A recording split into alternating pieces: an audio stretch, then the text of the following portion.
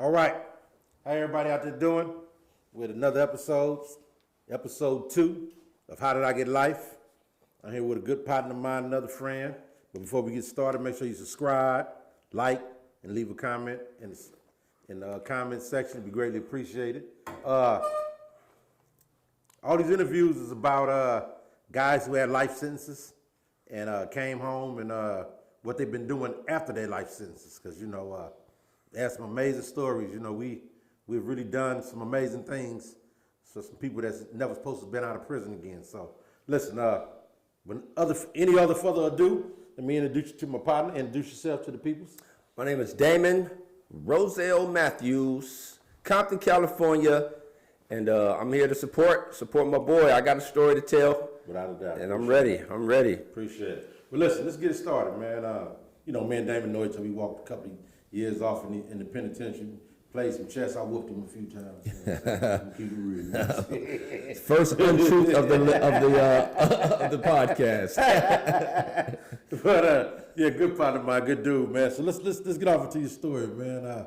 Say he was born in Compton. Where about, Compton. I was all over. I spent a little time in Carver Park. Spent a little time in the Grandies. Okay.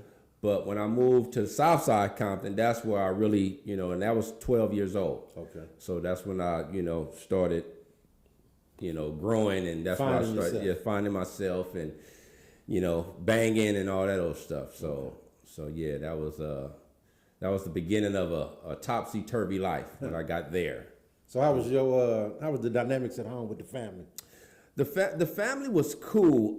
Mom's, very loving mom, God rest her soul. And I had two brothers, two older brothers. So I was the youngest one. Okay. And, my oldest brother, Keith, and we had the same pops. Okay. You know what I'm saying? So you see us, we look like twins.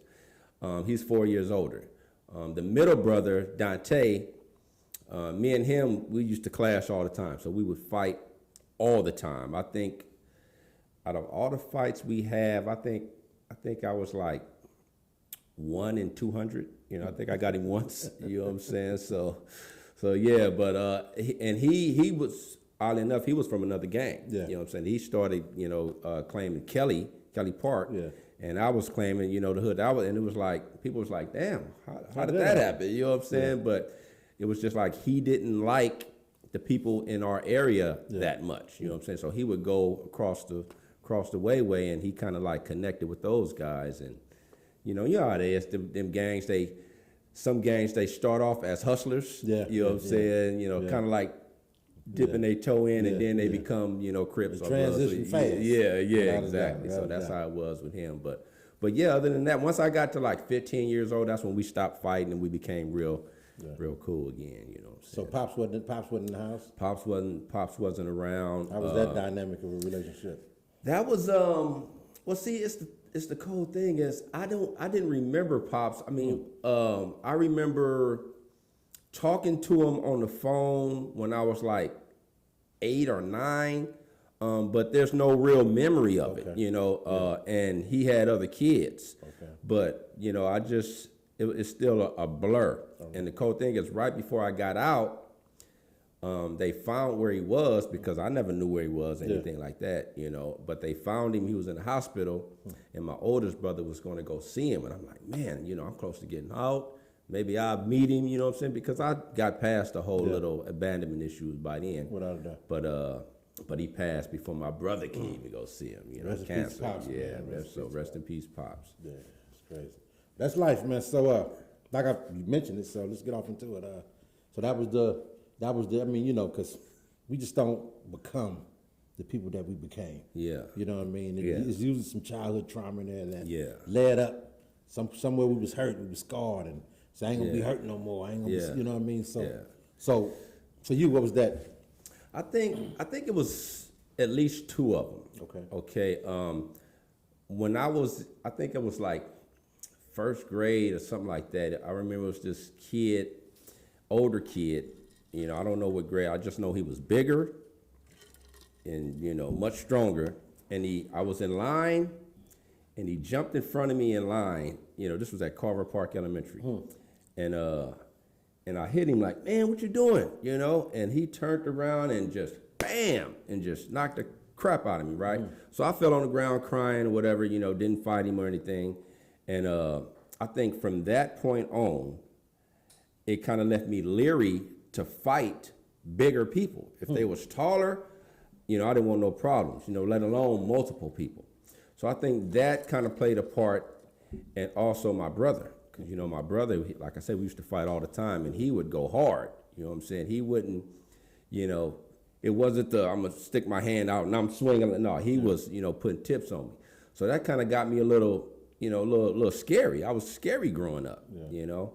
So by the time I moved into my hood and dealing with them, they were savages. You know, they were savages. So it was like I was always walking on tiptoes, you know what I'm saying? And I had a couple of fights with some guys, you know. But like I said, if they was bigger, I didn't want no problems. Yeah.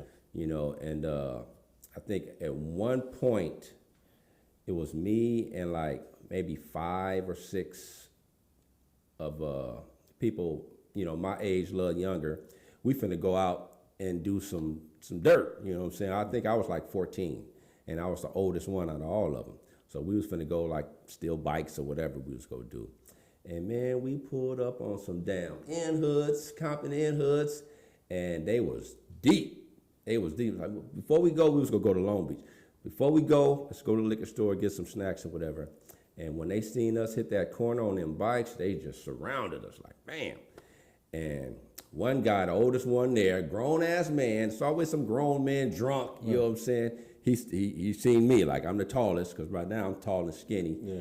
And he targeted me. He's like, man, I had a members, remember the members only jacket? Yeah. Only. So yeah, he seen that members only, that powder blue, and he wanted it. And he was like, man, what's up with that jacket? Like, man, I ain't giving up my jacket, you know. And he was like, man, I want that jacket. And he grabbed a 40-ounce bottle, and it was one of his homeboys that went to school with me. And he was like, come on, man, no, don't do that. He grabbed the bottle from him. So instead, you know, he just, again, bam, cold cocked me, right? So, no, what happened was he asked all of us first. He was like, where y'all from? Where you from? Where you from? And all the guys that I was with named the gang, even though they wasn't active gang members. Yeah. They, you know, I'm from Southside, I'm from End Hood, I'm from Kelly Park, or whatever they said. When he asked me, I was stuck because I hadn't started claiming anything by that time. Yeah. And so he, you know, he got off on me, and again, I took off running, and he gave chase, you know what I'm saying? But, you know, you ain't finna catch a scared nigga, you know what I'm saying? I was out of there, you know what I'm saying? I'm running for my life. So the next day, I think subconsciously, I said to myself, man, I gotta pick a side. I gotta choose a side, you know what I'm saying?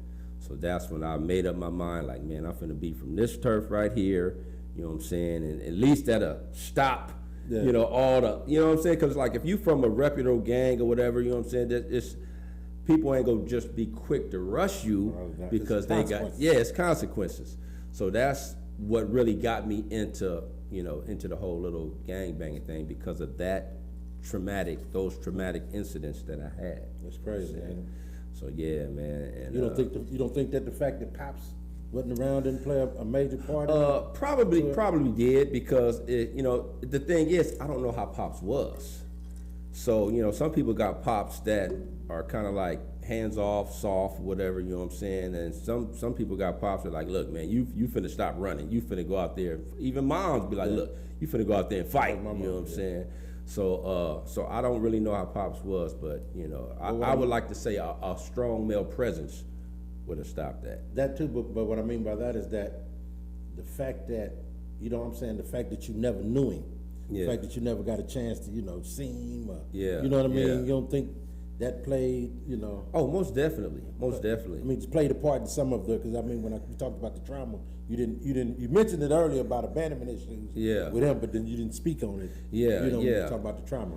I mean, that's more like physical trauma that you was going through. Yeah. You know what I'm saying? But, you know, the physical, you know, I think, you know, that the father issue is you know, is an emotional issue that but it's that like plays a strong part. I guess because I never seen him, never really had a memorable conversation with him, so I was just used to, you know, my mom's been there. She had a few boyfriends here and there that, you know what I'm saying, some I bonded with, some that was, you know, Whatever. full of shit, you know what I'm saying. I remember we had to rush one because he got strung out on that crack, you know what I'm saying, and one day, you know, we like, man, the money missing, you know what I'm saying. So we plotted like, man, we finna get this dude, and we end up, you know, putting tips on him. But shout out to Barney, you know, still love you, Barney, but you know, get your shit together.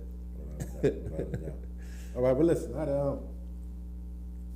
So once you started gang banging, how did that change for you? What? The gang banging issue. My thing was, I mean, you already know when you in that life, there are certain members that you hang with. Mm-hmm. You know, you got your own little crew.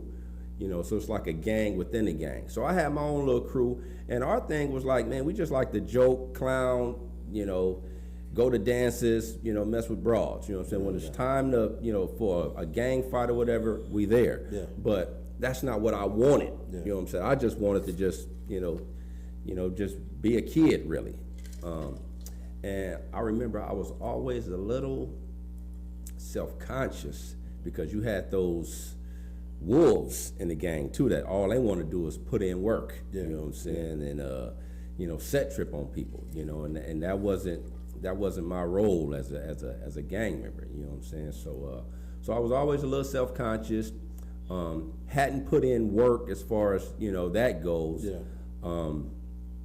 You know, the most I did was, you know, dump to keep people off me. You know what I'm saying? But as far as like, man, we finna go put in work on it, I never did that. And I kind of felt like maybe they wasn't tripping, but I felt like, man, they judging me. They judging me, you know, because I ain't never did. You was judging yourself. I was judging myself. Yeah. So it was one guy who asked me like, man, let's go put in work. Let's go. And I'm like, nah, I'm cool. I would always, you know, turn him down.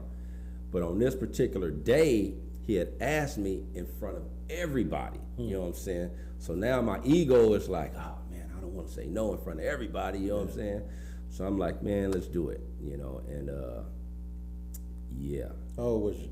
I think I was 19. So before then, you had never played the juvenile halls? Or never, nope. Never been arrested or nothing like that? I've been arrested. Okay, I've been arrested before, but never like that. Locked up? Yeah, never locked up, you know. So yeah, that was the first time the first time I got arrested. How old was you then? I was 18. Okay. I was 18. It took you a while. Yeah, it took me a while. It took you a while. Yeah, and it was bad because, and this goes to the guys that do time and come home and tell stories of how fun prison was. You know what I'm saying? Because it makes guys like me at that time unafraid to go. You know what I'm saying? So I had a pocket full of weed. You know, I was selling weed. So I had like, you know, baggies of weed. And me and another guy was going around the corner to, you know, hang out with one of our partners, you know, for his birthday.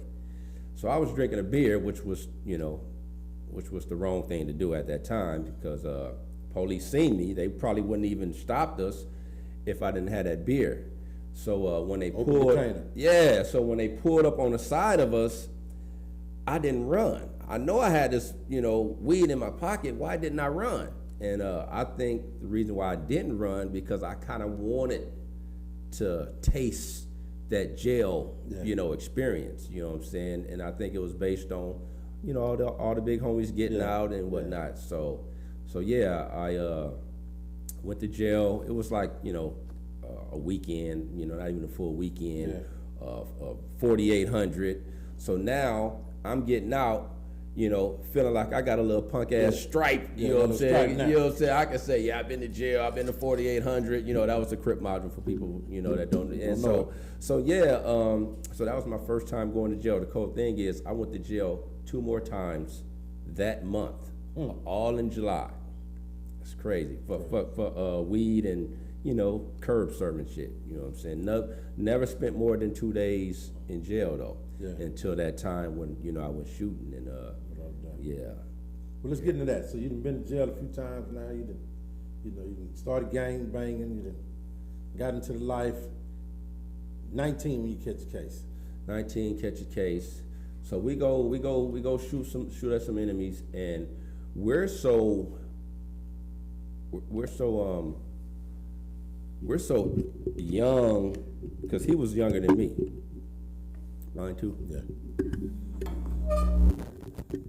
Yeah, okay. Cool. So he was younger than me. He was still a juvenile. Okay. So we do what we do and didn't know or didn't even think that we hit anybody.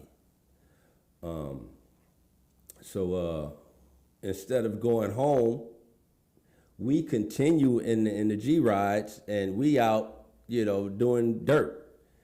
And yeah, and little petty robberies and whatnot. And police got behind us. Woo! And it was all bad. It was all bad. He was driving, and so he jump out. One police, the copter, everything, the whole mess. He got out. They follow him, get him, and I jump out. They follow me, and I hide, for a long time. Till that little punk ass dog named Arco found me. It chewed me up. Wow. Chewed me up, man. I couldn't walk for like 2 days, wow. 2 or 3 days in that damn county jail, And yeah, long story short, I get 17 to life. He get 25 to life. Yeah. So where's he at right now? I don't know. He got out recently. Okay. He got out recently. Yeah, he got out maybe like 4 years after me. Okay. I've been home for like 7.5 now. Okay. Yeah. Congratulations on getting your freedom back. Yeah. Yeah.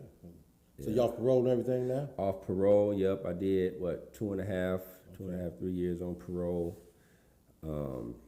Just seen my lawyer yesterday, day before yesterday. Yeah. The one who helped me get out. Yeah. Man, I damn near cried because I never seen her since I've been home. Yeah. You know what I'm saying? So I got a homeboy who paid her. Yeah. And he paid like $3,500 or whatever. Yeah. And when he came home and whatnot, he was thankful and whatever, and he put me up on it. Like, man, I got this lawyer, Barbara Dunn. Shout out to Barbara Dunn. Shout out to Barbara Dunn. Yeah. So she met me, and she was like, look, all I'm gonna do is I'm gonna charge you for your copies, and I'm gonna charge you for my transportation. And I was like, cool. I had a little PIA job that I was gonna be like, hey, every month give her something, Okay. But she liked me. She was like, man, you I like your spirit or whatever. So this is pro bono. I got you. And yeah. All right, let's take it back though before we get there. Let's go back now. Since now you done got sentenced. Mm-hmm. You're off to the penitentiary. Oh my goodness. How many years you wound up doing in the pen? Yeah, 28. 28 years 28 off straight. of 17 to life. Yes. So for the people that don't know, the 17 to life is you do 17 years, and then after the 17 years is done, you're eligible for parole. That don't mean you get out of jail. That just means you start going to board hearings, talking in front of the people to try to get your freedom back. So 17, 28 years done. So that's how long it took you to get that freedom back from that 17 to life. So this is for the young guys that's out there that's gun-ho and, you ain't figured it out yet, you know what I mean? These are the end results of a lot of these stories that y'all out there living right now. Yeah. But back to you. Yeah. So you got to the pen. It's on the 17 life journey. Yeah. Where you start off at? Pelican Bay. Pelican Bay. Pelican Mofo Bay. Yeah, I went to Chino reception for like a month. And, back then, what was that, 90? So how old was you when you got sentenced? I was 20. 20, okay. Yeah, I was 20 so when you fought the case for a year? Yeah. Okay. So I was 20 when I got sentenced, went to Chino, and then went to Pelican Bay. And that was when it was, remember the rumors about Pelican Bay when it first opened? It just kind of just started opening up when you kind of got there. Yeah. They was talking about they bring showers to your cell and all this old type of stuff. Yeah. So I was petrified, And but when I got there, it wasn't it was mostly locked down, so I didn't really experience the yard. I was only there for a couple of months. I did hear sexual assault next door. You know what I'm saying? So that was kind of like, you can just imagine the 19. Traumatizing. You know what I'm saying? And then when they did open the yard, a young, I think he was a Northaniel, got shot and killed on the yard. You know what I'm saying? So it was like, man, I just wanted to get up out of there, because you're way far from home. You know what I'm saying? But No man's land. Yeah, but they threw a lifeline out there. Anybody that want to go to Folsom, sign up. And I hurry up and signed up. So I was only there for like 3 months. Most of which in the cell. I probably went to the yard maybe 2 or 3 times because of the lockdown situations. And I went to Old Folsom. So how was that experience? It's intimidating when you first get there. You already know the dungeon looking, the 5 tiers high, and you see these big old dudes, keep in mind, I'm still a little leery, you know what I'm saying? So you got these big old massive dudes walking by, but that's where I got my first wake up call, because I was in the cell with a dude from, 60s, and I met Keita Rock and Peabody from UBN. Yeah, Peabody. And they hanging out. Yeah. They hanging out on the tier together. Now, at this time, I'm thinking Crips and Bloods are, you know what I'm saying? Yeah, you know what I'm saying? So not only are they hanging out, shooting the breeze with each other, they smoking weed together, drinking together, and they offering me, and I'm like, oh, man, I've been motherfucking boozled. And that kind of like, opened my mind up. You know what I'm saying? And so that was a cool experience when I was there. I was there for maybe a couple of years before I went to, across the street to New Folsom. But it was a cool experience. I liked it. I didn't want to leave, actually. That's how used to it I got. You can't get used to it. Yeah. Get comfortable with them places. Yeah, it was just the cells was so small, Yeah. But that was crazy, man, watching them guys, Crips and Bloods, hanging out, smoking, joking. So how far had you been in prison? I mean, how many years you had been in prison before? I mean, because I've been. We all got to go through something. Right. Dealing with cancer, the police, whatever the case may be. So what was it? How long you had been in prison when at that moment you said, well, no, I want to get out of here. I don't want to out do all of this prison, goofy stuff. You know what I mean? Because even when we say we want to get out, we still be doing a bunch of shit. Yeah. You know what I'm saying? That just gonna keep us not getting away from it. I think it took me about like the first 7 or 8 years. Yeah. I was just going through the motions. You know how you see paper flying through the air, the wind just taking them wherever. That was me. I was just like along for the ride. Yeah, along for the ride.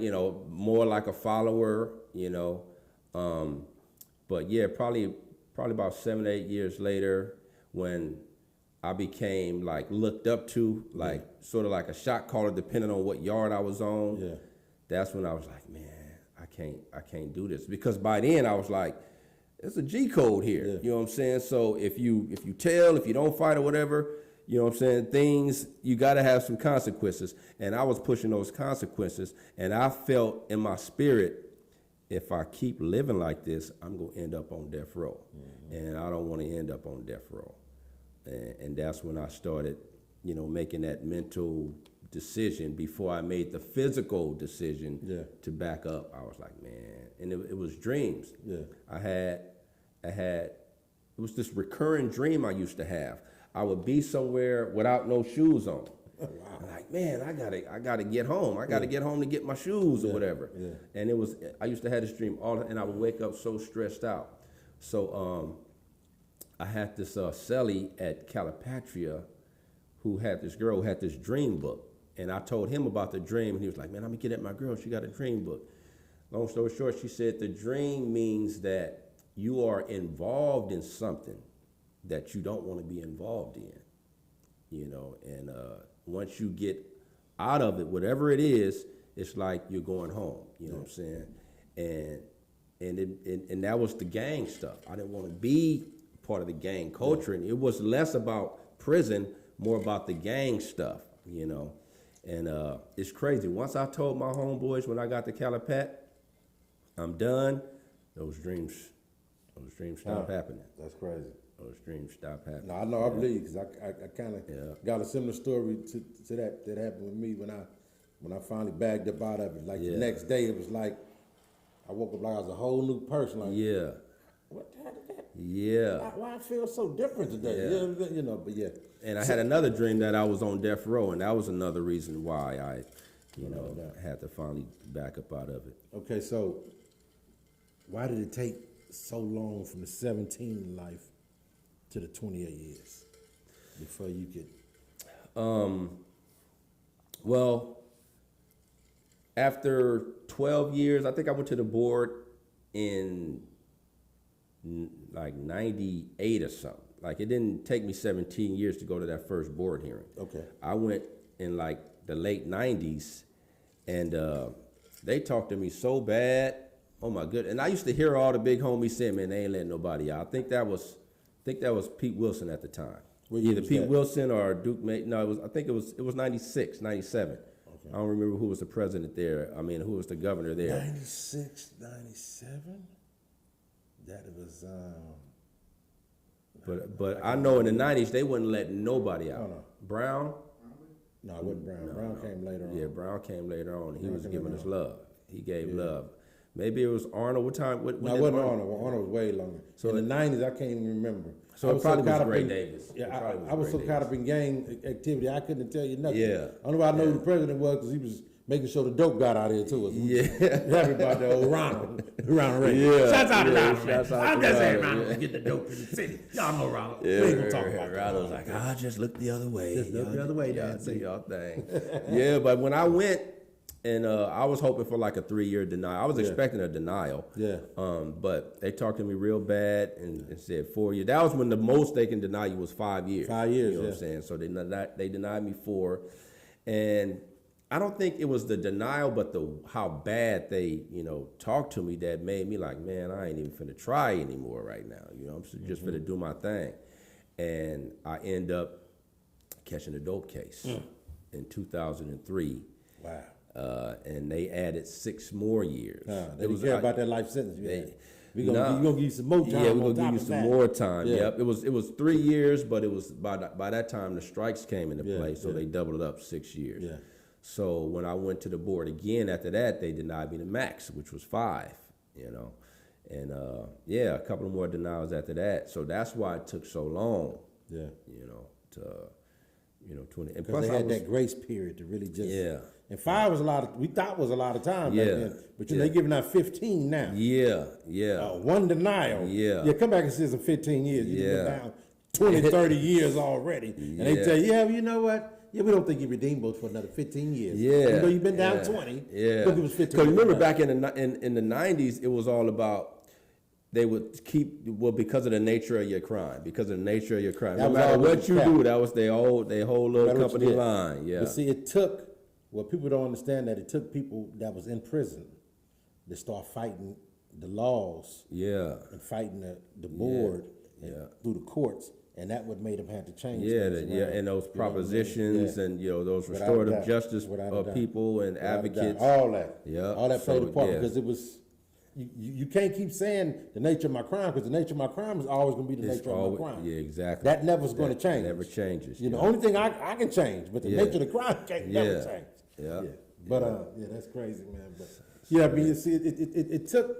Well, see, it's this old saying that I remember hearing as a kid that always stuck with me. It like hit me so hard. And they said, if you want to hide something from a nigga, put it in the book. Yeah, You know what I'm saying? Yeah. So Yeah. and that was the key to because we didn't know. Everything that we done was based on lack of knowledge. You Yeah. know what I'm saying? Yeah. That I believe Yeah. for the most part. You know yeah, what I mean? and still happening Yeah. today. Oh, without a doubt. Without a doubt. Because those law books would give me headaches. I try to read and like, man, this is. But you can pick up a poem book, no problem. Yeah, Read the, yeah, ooh, this is a yeah, beautiful story. yeah, Ooh, yeah. such a good story. How did you meet her? Yeah. True, that's how it works. Can a brother get some cell time selling? You know what I'm saying? That's how it works. That's how it works. Yeah, man. So yeah, I get it. Yeah, but So, how was the transition? How was the transition of, being in there, bagging up out the gang, trying to live a straight, straight as possible life as you can. Yeah. And the world is so chaotic. You know what I mean? It was met with bumps and bruises, man. Yeah. The first time, well, I went to Pelican Bay twice. Damn. The second time I went was after I got the dope case. Yeah. You know, That was punishment. that was punishment. Yeah, Yes, I had sir. my brother was sending dope through the mail, through the legal mail. Yeah. You know what I'm saying? I would make the legal brief, Yeah. cut out the little spine, like put it Easy. in here. You know what I'm saying? Send it to him, and he'll send it back. And we was killing them. We was killing them for a minute, but you know, all bad things get worse. All bad things get I don't want to say good things come to it because that wasn't a good thing. All bad things come to an end. It was Pete Wilson, Wilson at the that's time. right. Yeah, like That's what it Pac was. said, Pete Wilson got us all Yeah. broke up on some bullshit. Yeah, Pete Wilson wouldn't let nobody out. No, Yeah, he was over wasn't. that. He was not good. He was tough on Negroes. Yeah. Yeah, not just Yeah. niggas, niggeras. Yeah. Without a doubt. Yeah. So when I got that conviction, I went to Pelican Bay, and me and my because it was me and another dude. Me and my crimey, we went up there, and I was like, man, I'm done, man. You know, we could go up here, stop with the gang banging. You know, we can be on, if anything, we on some black revolutionary stuff, but we ain't trying to do that anymore, right? So he was like, cool. So when we got there, shortly thereafter, it was a dude from Watts, and you know Compton and Watts, you know we get down, right? So Up in the dub. yeah, so he had a gambling problem, so he got stuck gambling. You know, he owed some A-Tray gangsters, so they come to us because we were kind of like, you know, shot callers, and instead of us saying, look, we ain't with that no more, you know, do what you do, we kind of like disciplined the guy from Watts, you know, and that got us back in it. Yeah. That got us back in it, man, you know. Every so. time I try to get out there, bring me back Pull in. me back in, Yes, sir. yeah. Yes, sir. Yes, yeah. sir. So I think the last straw, I think it was the last fight. I was working in the eyeglass shop up there. Yeah. And I kept getting PIA. PIA. Good yeah. money, boy. Good money, man. For I was, prison. yeah. Yeah. I used to always get these good PIA jobs, Yeah, you know, yeah. for some reason, you know. And I was working back there, and I had a homeboy named Itchy from Lantana, and he was just a hothead, Yeah. and I would always be like trying to put out fires, Yeah. you know, because of him. Yeah. And man, one day I was at my eyeglass station, and somebody said, "Say D-Dog," you know, D-Dog was my name. Say D-Dog, Itchy in Thunderdome fighting right now. So I get up and go look. I open the door. Itchy on the ground, eye bleeding, and his two damus, you know, in there. And I'm like, You got to go in there. yeah, I'm finna. You got to do it. You know what I'm saying? You got to do it. Yeah, so I can't go go in back. there, and the first thing they're like, no, no, this is what happened. This is what happened. So fortunately, I was, you know, I had my wits about myself not to just react. Yeah, you know what I'm yeah. saying. So I waited for an explanation. Yeah. you know. So Itchy was fighting one dude, Yeah. and after the fight was over, this other dude came in to check, and him and Itchy didn't get along. So him and Itchy started arguing, and then they started fighting. So I'm like, okay, so man, you got to get down now. You know what I'm saying? You knew Itchy was tired. Yeah. You know what I'm saying? At Took the fight, advantage of that. yeah, you know what I'm saying? So you took advantage of that. So dude was like, no, I don't want to fight you. I don't want to fight, because he liked me. He's like, I don't want to fight. I'm like, man, I can't go back to the yard. But you can't go back to the yard. There's no way. You can go back to that yard. This nigga had 2 fights and 2 down moves, and you ain't got a scratch on you? Yeah, Nigga, yeah. you better fight somebody. Yeah. Shit. You know what I'm saying? Either you gonna fight me willingly, or I'm gonna just get off. You finna fight today. You know what I'm saying? You's alive. You think we ain't gonna fight? Yeah. So yeah, you know, finally he agreed. I think his people was like, man, you gotta Gotta get out. You can't gotta turn the get fade down. Yeah, you know what I'm saying? So me and him got out, and it was crazy because leading up to that, I had I was getting all these messages like, man, you need to go to church. You need to go to church. And I said to myself, man, the next person who tells me I should come to church, I'm going. Yeah. You know. So somebody did. And I started going to church, and the leader of the church got at me. He kept getting at me, like, man, did you tell your homeboys that you done yet? And I'm like, not yet. He's like, man, you got to, because something go happen. Yeah. And that's when that happened. You know what I'm saying? So I had that fight, but fortunately, like it was a Thunderdome, a little shop like this, no cameras. So we got down and didn't get caught. You know what I'm saying? And after that, shortly thereafter, I transferred to Calipat. This was like 2001 or something like that. No, this was like 98, 99. Yeah. And that's when I told my homies when I got down there, like, look, man, I'm done, you know. And they was like, all right, cool. And like I say, it was a little, that was the first hiccup, you know, when I said I was going to be done, and then we disciplined the dude from Watts. The second time I said I was done at Calipat, one of my homeboys, my crimey, the dope case crimey, he was like, man, hold this knife for me. You know, they ain't gonna fuck, you know what I'm saying? So I stashed the knife for him.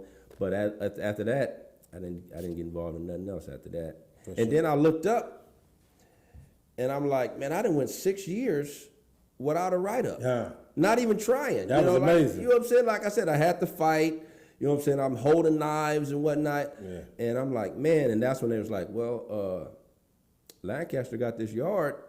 5 years or better. Yeah. So I was like, I was like, run that. And when I got there, which also my second time going there, it was lovely. I'm like, oh man, this is it. Why would I leave this place here? Why would I leave this place here, man? I ain't got to deal with nobody else's issues. No racial. Crips, no blood, no racial, no nothing. Nothing. Everybody their own man here. And it was a bunch of programs there. Bunch of all-night programs, day programs. Yeah. People coming in, they feeding us. Yeah. I love it. Food sales. And for me, the best thing was, you know, I sing and I rap. Yeah. You know what I'm saying? They had the band room there. So I was in the band room just about every weekend. Once I was able to get up in there. Yeah. And that's where you know, I really, you know, cultivated my rehabilitation there. Yeah, because you could do it there. That's the spot to do it at. Yeah. Definitely the spot to do it at. So listen, so you're now in Lancaster, you know.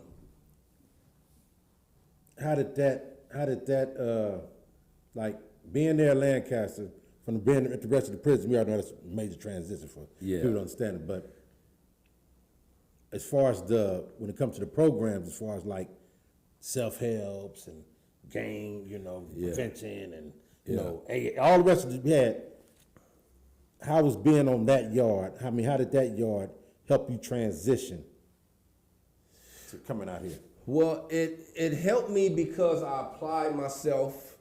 I was around, like my cellmate at the time, he was a truck driver. Yeah. And he used to tell me how fun it is to be a trucker. You know what I'm saying? You know, no boss. I mean, you have a boss if you drive for a company, but you ain't got a boss in the next room. Yeah. You know what I'm saying? It's just you on the road. You on the road. And it's crazy because when we were cellies, we'd be watching the news, and when traffic come on, that was almost like pouring to him. He was like, "Oh man, traffic! I know what that is. That's what you know what I'm saying." So it would just tickle me when he would get excited about traffic. Oh, Don. And shouts out to Don. Shouts out to Don. Yeah. So I got the book. My brother was a trucker, so I told him to send me the book. So I got to read. This is why you're in prison. This is why I'm in prison. Yeah. I'm with you, but I just want to make sure. So I'm reading the test and all that other stuff, getting ready. I'm going to all these classes. I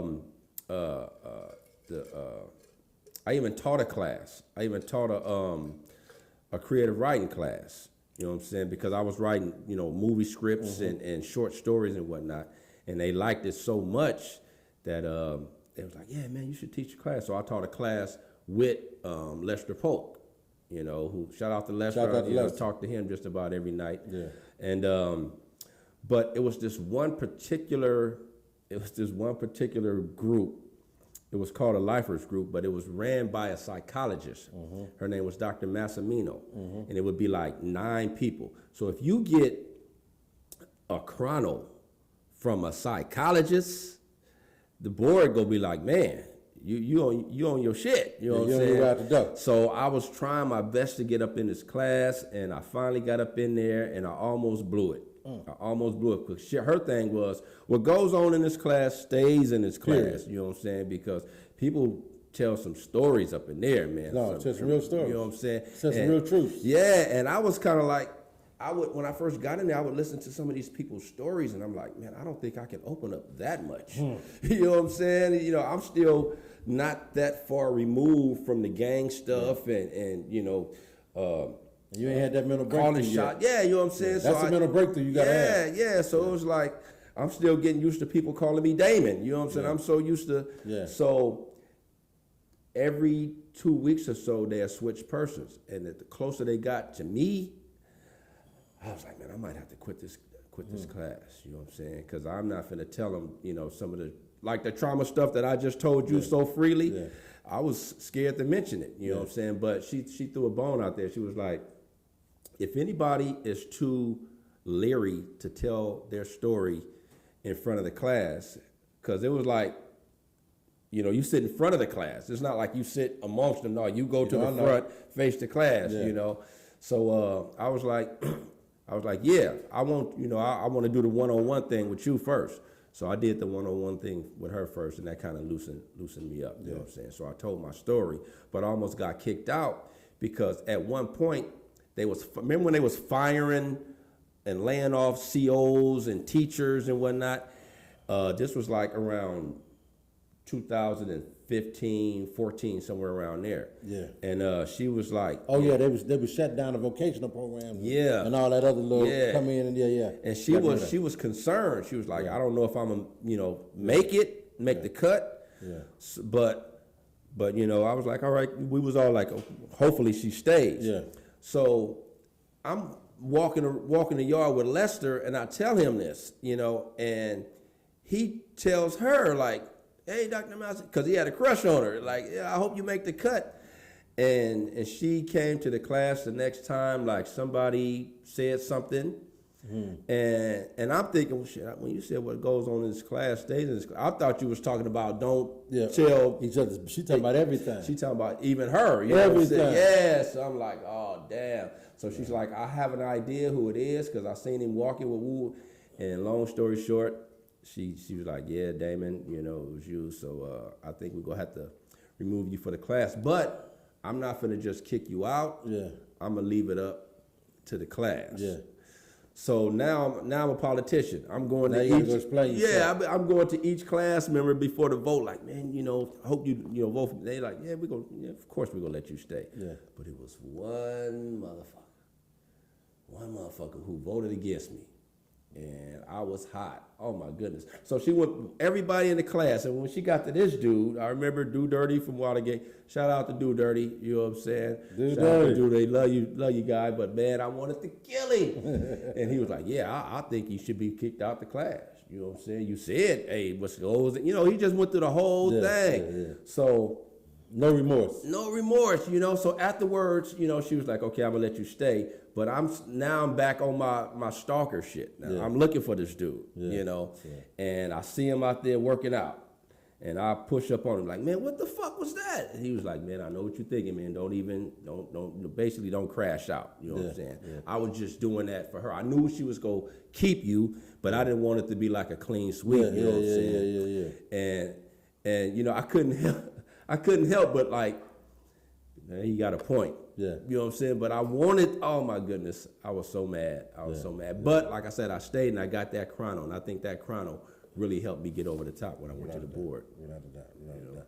So how many times at the board, how many times you get denied from the parole board before you finally made it out of there? It was a 4-year denial. There was a 5-year denial. There was a 3-year denial and a 1. So four times.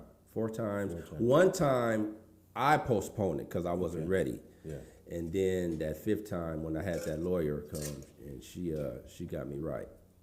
She got me right. This is what she said. She said, I went to the board. I got out in 2017. So I went to the board, I think it was 15, and the guy asked me, the deputy commissioner asked me. I don't know if it was the deputy commissioner or the commissioner, but one of them asked me, have you ever shot a gun before this case? Mm-hmm. And I was like, nah, I never said. He was like, you never did. And I'm like, no, I never did. And I don't know how they know, but he knew I was lying like a motherfucker, right? And so they denied me. So when I got that lawyer a year and a half or so later, I told her, you know, that story, like, yeah, I did have this shootout on the freeway, 91 freeway, had a shootout, and I don't even know who I was shooting at. You know, they just start shooting at us. Fortunately, I had something to, like I said, get them off me. Yeah. So I told her the story, and she was like, "You should tell that to the board." And I'm like, "Oh no, I ain't finna." I just told him that I never had. You know, I think you should. You know, I'm not forcing you, or but I think it would help if you tell that story to the board. And I'm thinking to myself, I ain't finished. She tripping. You know what I'm saying? So I went to the board and they asked again. This time, the deputy commissioner that was there the last time, he was the commissioner this time. And he asked, "So have you ever?" And I'm like, "Man, you already asked this, so So I was like, fuck it. I'm gonna go into it, you know what I'm saying? So I told the story, and at the deliberation, he was like, "Yeah, I remember you. I remember us asking you that question, and I just wanted, and he found me suitable, but I just wanted to kiss my lawyer right then and there, you know what I'm saying? So yeah, man. I had one of the moments with Lee, white boy Lee. Oh, okay, yeah. He say when they ask you why you carry a gun, what you tell them? He says, "I want to protect myself." He said, "You going back to jail." I said, "What am I supposed to tell him?" He tell me he's waiting to kill somebody. I said, "Man, what? This white boy trying to sabotage me. He's hating. I said, "I'm not gonna tell him I was gonna kiss him, man. Tell him you was gonna kill somebody first chance you got. That's why you carried the gun. That's the reason why you carried the gun." I said, "That ain't real." He said, "That was the reason why you carried." You go in and tell them you protecting yourself, they ain't gonna believe that because that's a lie. Yeah. I said, "Okay." When they said, "Why you kill?" I said, "Because I was waiting to kill somebody. First chance I got, motherfucking disrespect, I'm gonna kill him." That's the next question. I said, "This is the white boy was right." First white man ever hug. I swear to God. And the other white man in my life. Shout out to Lee. Shout out to Lee, man. White boy knew what he's talking about. True story. So yeah, but they knew because, let me tell you how they knew. They knew because as we go to jail, they've been questioning us. Mm-hmm. And every time they didn't question us and wrote something down, we ain't paid attention to it. Yeah. But they didn't wrote it down. Yeah. And that just went into a chart. You know what I'm saying? So the key to the parole board is they want you to tell them what they already know about you. Yeah. See, because they already know. Yeah. See, they don't care about the crime you done. Yeah. They don't care about the crimes you have committed. Yeah. They just want to know, how did you, do you know how you became that person that could commit these atrocities? Because when you go to these psych evals, you know what I'm saying, that's what I'm telling you. Yeah, you're right. I'm telling you, that's what it's all about. Yeah. See, tell us who we know you are and who you was. See, because shouts out to my boy Spade from San Pedro, Dodge City. Me and him just had a conversation. Well, we had a conversation a while ago, and he was going to board. And I explained to him, because he's still there, and I explained to him, I said, "Listen, you got to hate the person that you was. Until you hate that person that you was, and you can convey that to them, they going to send you back to jail." Yeah. You know what I'm saying? Yeah. And it came to a point, I hated that. Yeah. Nigga, you got me a life sentence. You was a loser, nigga. Yeah. Loser. Yeah. I can't fuck with you no more. You is a loser. And me, it was like, you gotta be a psychologist on yourself. They want you to be able to break down yourself from age 4 all the way up. You know what I'm saying? And I hated that. Connecting the dots. And I hated that person. I was like, man, you coward. You know what I'm saying? You did that to try to take power back. That's the only reason why you did that shooting or whatever, you know what I'm saying? So yeah, that's what they wanted to hear. So listen, so now you're out now. Did 28 years. What was the hardest thing getting out, trying to transition? Because you went at 19, so you kind of never really lived life, you know what I mean? Yeah. You never paid bills, never lived with a woman, never went to work. You had none of them experiences whatsoever out here in life. You know what I'm saying? So how was that transition? I think the hardest thing I went through after coming home was, like you say, that relationship, living with a woman. Because, that woman that I lived with, I mean, she was writing me the last couple of years I got home. And then she eventually moved out here from Georgia and, set up the crib, bought a house in San Pedro, allowed me to move in rent free for a while. But she was, she was a warden. Well, I wouldn't say that. You know, it was like she was a white girl, so that was new. From Canada. Yeah. You know, Oh, so that's really you good. grew up on a farm. Yeah. You know what I'm saying? And she was, you know, she used to swim at the bottom of that bottle. So it was bad, man. It's horrible. Navigate And that. you came home to I that. came home, you know what I'm Wow. saying? And I like to, I like to sip a little bit, but I was like, I ain't finna drink. Yeah, not like you know, that. not while I'm with her, you know what I'm saying? So I didn't drink, trying to, get her on the right track, and it was like, it was a cold thing, because when she would get drunk, I knew it was either one or two things. Either we go fuck like gonna crazy fuck or fight? or fight. You know what I'm saying? That was it. And that was it. But then one day I started like defending Trump, and she hated Trump, right? And that's what ended the relationship. Wow, ain't that something? Yeah, I Trump was like, saved you. Trump got me up out of that. Did he make you a Trump supporter yet?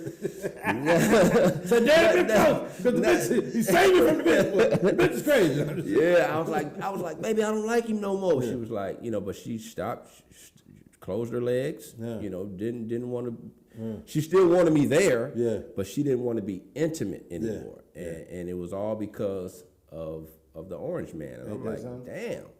It's like, I don't really care for neither one of them, but I would prefer him over that. Why are you tripping, And eventually I had to leave. And that was like, it was like, you up on that song, neither one of us want to be the first to to say goodbye. That's yeah. Gladys Knight. Yeah, and that's where we was at. We knew the relationship over, it was like a chicken with the head cut off. Yeah. Chicken is flopping, the chicken is flopping around, not knowing he dead. Yeah. You know what I'm saying? So yeah, but eventually I pulled the trigger and I bounced. Without a doubt. I bounced. So that was the hardest thing you had to. Yeah, that was the hardest. But everything other than that, so. Everything else was, just, you got hard stuff dealing with denials because of your record and all that old stuff. But, that stuff, pales in comparison to that breakup situation. Yeah. So what was your first job when you got out? My first job was Don's sister. Okay. All right. Back to Don. Yeah, shout out to Shantae, Miss Forbidden. She hired me as a bartender. Okay.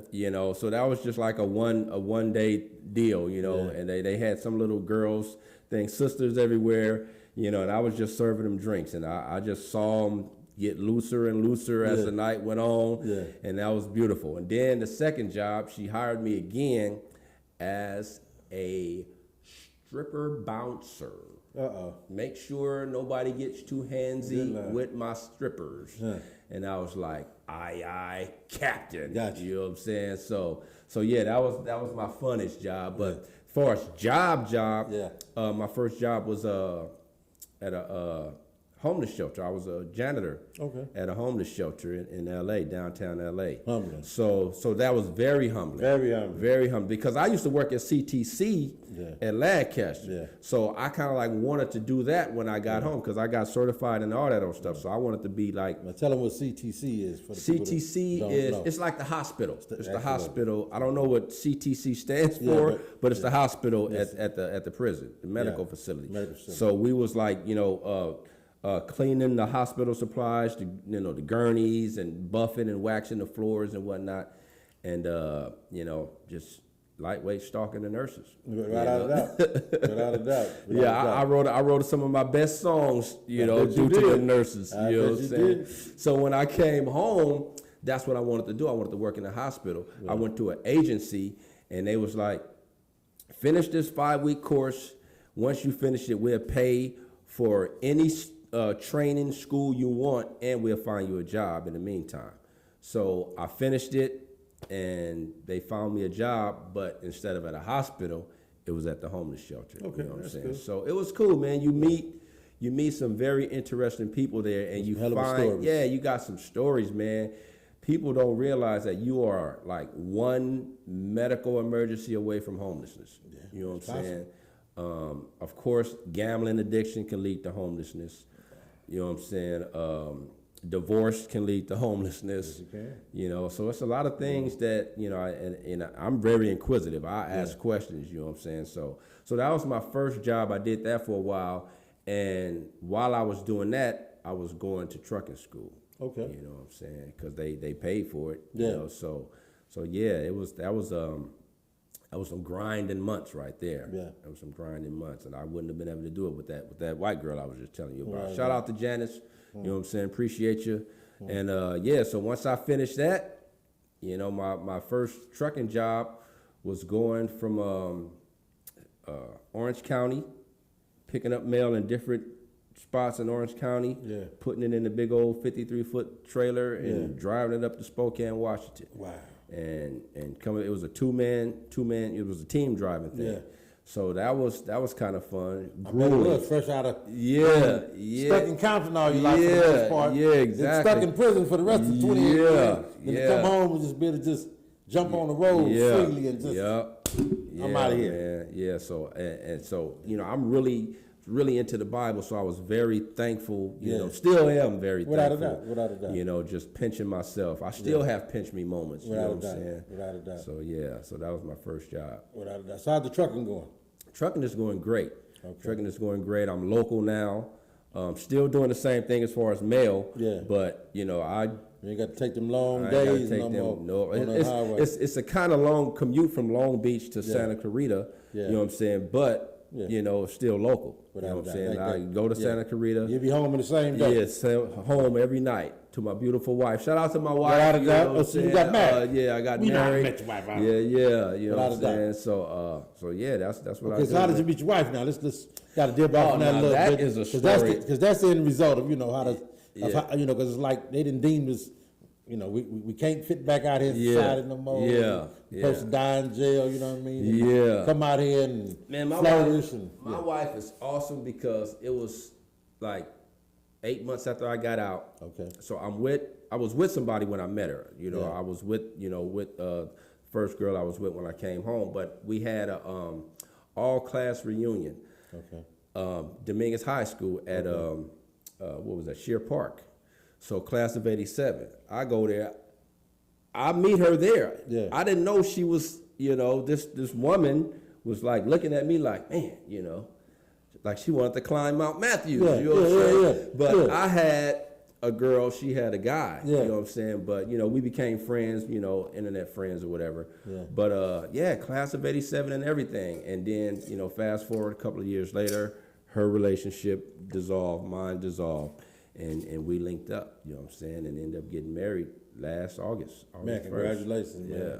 Yeah. Congratulations. What a wonderful thing. Yeah. Anna, shout out to Anna, my baby. Anna, shout out. Yeah. I done met Anna a couple of times. They come support me at my comedy shows on a regular Yeah. basis. Yeah. So I remember when he got here, he had the white girl, then he got another. I said, boy, you just you stay away from the sisters, don't you? Yeah. I got me a Latina now. Got He me said, white didn't work, we'll give you a Latina. So maybe if she don't work, sisters, you may can get in. But right now, niggas speaking Spanish right now. Yeah. Without a doubt, So man. that was cool. So how long you been home now, man? I've been home. It'll be 7.5 years. It'll be 8 in November. Without a doubt, man. Yeah, 8 in November, man. Beautiful thing, man. Yeah. Yes. To sit in that cell, I mean, so, you know, because my thing, you know, been there with you. It's like, at some time and point when we doing the time, it's like I'm going to die in jail. Fuck it. Yeah. You know what I'm saying? Then it's the point of time where, man, I got to try to get out this motherfucker, however, by any means necessary. Yeah. You know what I'm saying? So now that you're here, you know what I mean? Now that you're out, you know what I mean? What has been like that moment, you know what I mean? That moment for you that, you know, made you feel like, wow, you know, I'm here. You know, I you know, all that I done went through. Yeah. You know what I'm saying? You know, from starting off as this child, going through all these traumas I went through with my brother, with, you know, the bully in the school. Yeah.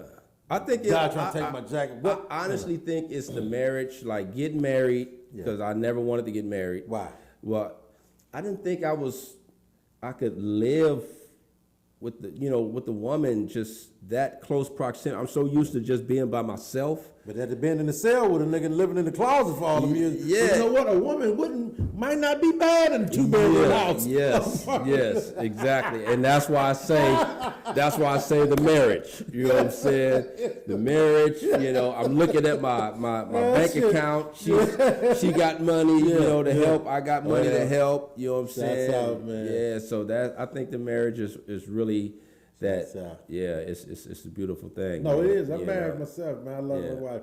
I met my wife in the pen. Yeah. Still with a life sentence. Yeah. She, you know, so my wife is like the woman who suck your dick when it's soft. She believe in you. Yeah. You know what I'm saying? She believe in you. It's gonna get hard. She believe. She believe. Yes. You know what I'm saying? Yes. Shout out to Yes. them. Listen, man. Those are special women. Shout out to those women. Shout out to those women who Yes. believe, you know what I'm saying? That it's gonna get harder. It may be this small, but if you spit on it enough, it will.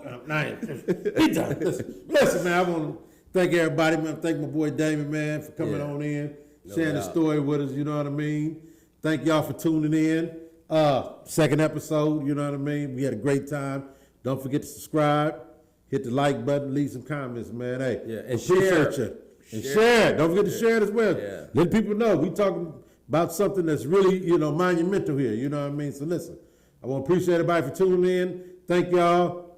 To the next episode. Peace out.